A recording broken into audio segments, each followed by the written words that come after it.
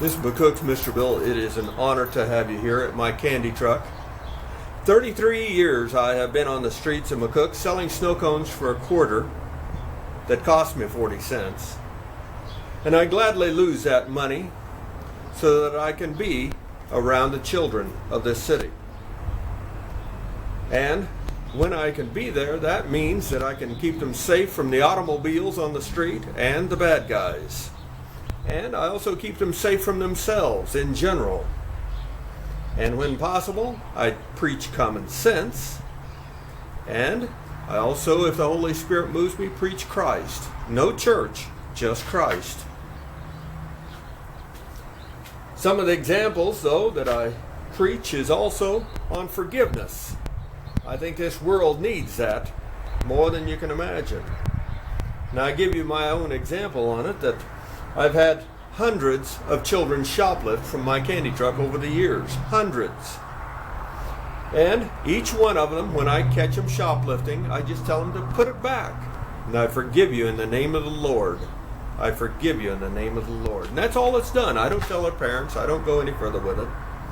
But the word has gotten out. Law enforcement, clear up to judges, have chewed me out, even some preachers. They thought that I should have them arrested and send them through the court system and scare them so bad that they'll never do it again. But you know, those that I have forgiven and let it drop right there, I've never seen them ever try it again, but just a few. Just a few. And so I think it worked to a degree by going that route. And you might question why I do that. Well, when I was a 5-year-old kid, little bitty tyke, we lived 5 miles north of Hamlet. And the next farm over was another 5 miles on a single road, so there's no side roads. Well, an elderly couple lived there. Their children are already grown and gone. But we went over there one day, my folks and I, and stayed for supper and went home that evening. The next morning, my mother woke me up in my bed, and then she said, "Wait a minute, the sheet, there's some red marks on the sheet. Where'd that come from?" She got looking, and she found a lipstick, a little lipstick. And she said, "You took that from that lady." And she said, "Come on." She got me dressed, into the pickup, no breakfast. And down the road we went that 5 miles. She made me by myself get out and go to the door, knock on it. When the lady came, I handed her the lipstick and said, "I'm sorry, I stole this from you." Oh yeah, I was crying too. I was scared. With that in mind though, she said, "Well, come on in." And she closed the door, and it was just me and her then. And she said, "Okay, I don't care about the lipstick. You could have that if you wanted it. But what I want to know is, why would a little boy want lipstick?" Well, back then in the 1950s, there were a lot of TV shows on, and they had cowboys and Indians, and I wanted to be a painted Indian.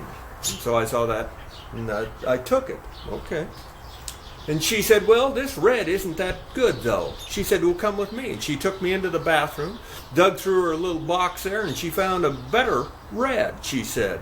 And she marked my face. She said, "Yeah, that makes you look like a lot better Indian." And she said, "Okay, now come with me." We went out to the back of the house there and out to the chicken house. And she found a couple of feathers. And we went back inside then, and she took one of her hat bands.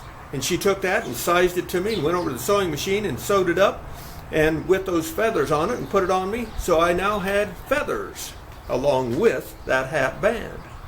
And then she said, "Well, have you eaten yet?" And I said, "No, I hadn't eaten breakfast yet." And she said, "Would you like an egg sandwich?" And I said I sure would. And so she said, "Well, sit down at the table." Well, all this was going on. My mother was out in the pickup, and so finally she came in. She said, "Wait a minute, what are you doing? He's in trouble. He stole from you." And the old lady said, "Yeah, he admitted it and apologized, and I forgave him." And that's the end of it. That's the end of it.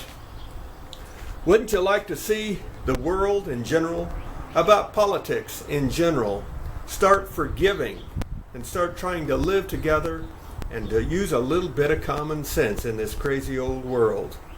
In my very small, insignificant way, I try to do that and teach it here in McCook, Nebraska.